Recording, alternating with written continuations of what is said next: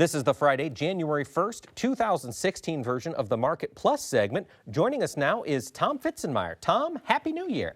Well, same to you, Mike. Thank you. Is it a Happy New Year, though, Tom? That's the question.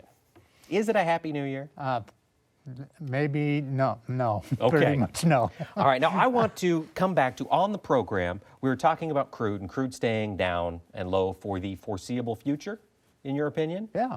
You got, like I said on the show, Iran coming up. You've got OPEC has committed to continuing to keep their production strong.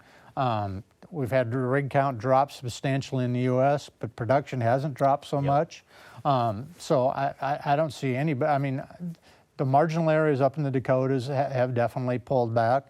But if you get any pop up, they can be back in production like that. And we saw that third quarter of last year. Yeah. So I just don't see, I don't see how it sticks its head up very, You don't think much. this $1.80 to $2.10 gasoline is going to drive enough demand on the consumption side that will? It hasn't so far. The other thing this other little continuing trend that we have is every time somebody replaces a car, they buy one that gets substantially better mileage. So it's harder and harder to keep that demand going, simply because of that. Yeah. I mean, you're on the report tonight. You talked about consumer sentiment being strong, and I question whether it's as strong as those numbers seem to. I'm not questioning your numbers. Sure. I'm just saying The Conference Board's number. Yeah. But you figure consumer sentiment, a lot of that is driven by their most frequently paid costs like fuel. Yeah. I mean, they're thinking, wow, gas is cheap, I'm feeling happy. And you'd like to think that that's going to go to beef demand, but I think it's pretty much been going to paying down debt and sticking some money in their pocket, which is a good thing for the consumer, maybe not so good for beef producers. Well, they can spend more on beef in the future. Yeah, there you go. Can borrow against their CD to buy a ribeye. Yeah. But what you were talking about as we closed out the segment was how this lower value in crude is going to drive that energy value of bean oil and ethanol. It's going to help keep them low. And we've seen for the past 6 months, bean oil has kind of been the only bright spot in the soybean complex. What does that tell you as a market analyst? See, that's a problem because you rarely do you have a sustained bean rally that's oil-led. I mean, you can have little short pops, and we have had because of bean oil. But the big driver, the big dog in the soy complex is meal. And meal just continues to work low. You said this week down another $5. So you just can't go anywhere without meal taking you there. And you're basing this on bean oil when every other energy product is on its in a huge downtrend here. Do you really think bean oil is going to sustain itself very well? I mean, there's some short-term things, and we got the funds long. Well, there's the other. The funds are long twice as much bean oil as they are short beans. What happens when that starts to get liquidated and they start getting cold feet on that position? I just don't see beans being led by that. And on the ethanol side, I don't really think they can buy corn at these prices and make money on ethanol. Now, that doesn't mean they're going to stop production. We had another strong week of ethanol production this week. So, I mean, they're going to, as long as you can cover your marginal costs at, your sort of basic economic theory, you're going to continue to do that. But I don't know they're making huge money. Ethanol stocks are, 11-12% above where they were a year ago. That's not a good thing when you got all these big, huge stocks of crude oil and gasoline. So I don't know. I don't see how the energy component of the grain markets is going to be supportive in 2016. Well, now, you talk about the ethanol plants and looking at these break-even or sub-break-even margins that they're seeing. And for the past year, a lot of hope was really pinned on DDGs. We saw China as a phenomenal buyer of DDGs. Is that continuing? No, that's going to come to an end. They're fighting that like crazy.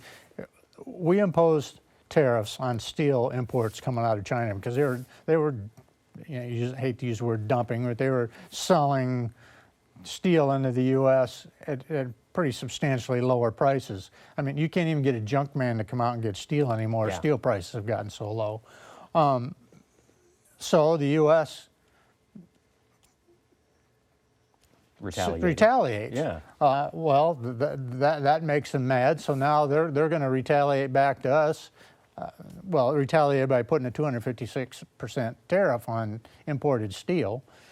Now the Chinese are going to use that as an opportunity to get out of buying DDGs and sorghum, which they don't really want to buy anyway because they're trying to burn up their domestic corn supply. Yeah, huge stockpiles of corn domestically. So all of a sudden you got DDGs backing up, sorghum, which we had produced a lot of last year, backing up. So that's competing against meal. So it's the energy component and the China component aren't real great, particularly for corn. So as we head into this new year, you wouldn't be too excited about locking in either meal or DDGs at these prices, given all the bearish factors ahead. Yeah, what's the big hurry? Just let them keep dropping. As long as something's going your way, what's the big hurry? I mean, we got total world stocks of corn, beans, and wheat combined, the biggest they've ever been.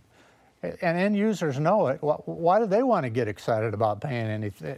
And they see we're in a downtrend every day, every week they wait. It's getting cheaper. What's the big whoop to go in and buy the stuff? Right. Buy as needed and buy it cheaper next week. And the U.S. farmer's sitting here going, well, we're the biggest producers in the world, and 10 years ago, we were sort of the big dog. Now we're not. Now South America is selling product cheaper than we are.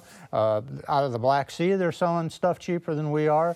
They're producing good crops in those areas. The world has changed, and we've decided our answer to that is to fill our bins up and sit there and do nothing. And I just see how that gets you anywhere, unless there's some big world disaster someplace that bails us out. Right. Outside of a weather event, yeah, what's that? There's not a lot of hope. And I would never say that can't happen. That can happen at any moment. But odds at this level, I mean, a lot of people are banking on El Nino ending, immediately having this gigantic La Nina, and it gets 100 degrees and never rains again, and the prices take off. Well, that may not happen that way. Plus, we're going into the summer with really good subsoil darn near everywhere. Yeah.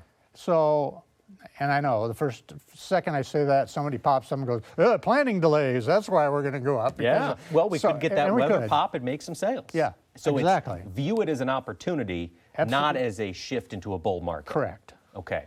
Before we let you go, Tom, thoughts on the cotton market? Still stable? Cotton is in a trading range here. You get it down in that 62, 63 cent range. It finds really good support. You get up in 65, 66, 67. You got to sell this stuff. I mean, there's nothing going on here that's going to break us out of that range that I can see for the foreseeable future. More of the same. And that's driven again by China. The yuan made new 4.5-year lows.